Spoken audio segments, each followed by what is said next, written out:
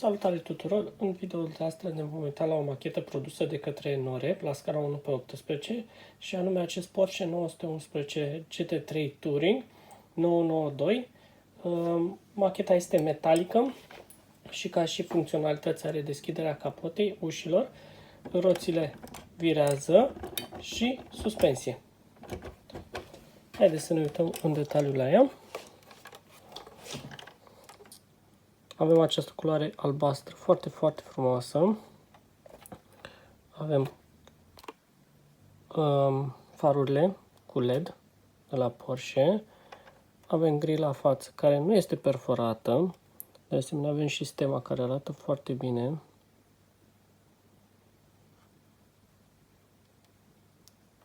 Avem apoi pe laterală aceste jante aurii. Bineînțeles, avem sigla Porsche în centru și avem scris Porsche pe etrieri și discurile arată de asemenea foarte bine.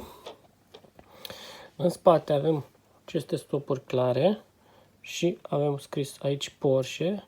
De asemenea avem și Porsche și GT3 Touring scris aici pe capota motorului. Și avem difuzorul acesta care este un plastic negru mat și evacuarea. Haideți să ne uităm și sub capotă. Sub capotă avem un material textil în portbagaj și această parte roșie și în principiu cam atât. Astea sunt toate detaliile din portbagaj. Cum spuneam, capota motor nu se deschide. Avem doar interiorul. Interiorul care arată foarte bine în stilul Norep. Ceasurile de bord, volanul și consola centrală arată foarte bine.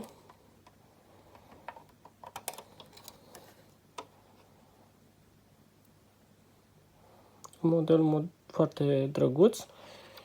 Din păcate nu înțeleg de ce Norep nu a făcut și deschiderea capotei motor, deoarece